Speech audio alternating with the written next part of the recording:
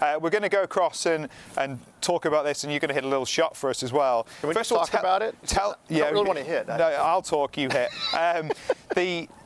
Tell us why that's a hard shot, and why not everybody didn't just try and play it like Justin Thomas. Why is that a hard shot to execute in terms of skill level? Well, I think because a lot of players probably don't practice it as much as they should. I think that when you slow your swing down as much as Justin Thomas is, that's difficult. That's really difficult to actually slow it down that much and make solid contact. But yet he's practiced that thousands upon thousands of times on the driving range, and then when it came time to executing it yesterday on 17 when he needed it most, it wasn't a difficult shot. It took a lot of guts, but it wasn't difficult because he knew what he was doing.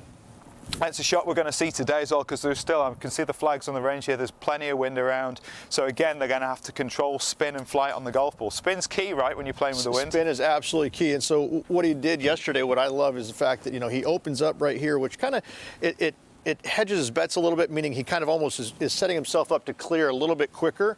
And it's easy to kind of get lined up here, and then all you're trying to do is slow it down maybe 60%, and you just kind of knock it down out of the air a little bit, but it comes off with little spin. And he only hit it, maybe 67 apex, something like that. And that's what you're trying to do. You're just trying to get this thing, when you slow your swing down, that's going to reduce the amount of spin you put on the golf ball, which means the wind's not going to hit it, and you can knock it down. But you got to try it at home. You have to practice this at home to understand how far it goes. And I think Justin Thomas has done that, like I said, so many times back home practicing that it was kind of old hat for him. 61 feet. I thought we were going to do 67, but it was close. 61. It wasn't too bad. In terms of having that shot and taking the speed out of it and having the control of the distance, that as well, I do sympathise to a degree, because you talk about horses for courses. The modern day game doesn't ask them to play like this very often, and some might argue, why should we spend so much time on something, a skill set that we're not going to use that often these days? It's more about hitting as far as you can down there and be really good with your wedges.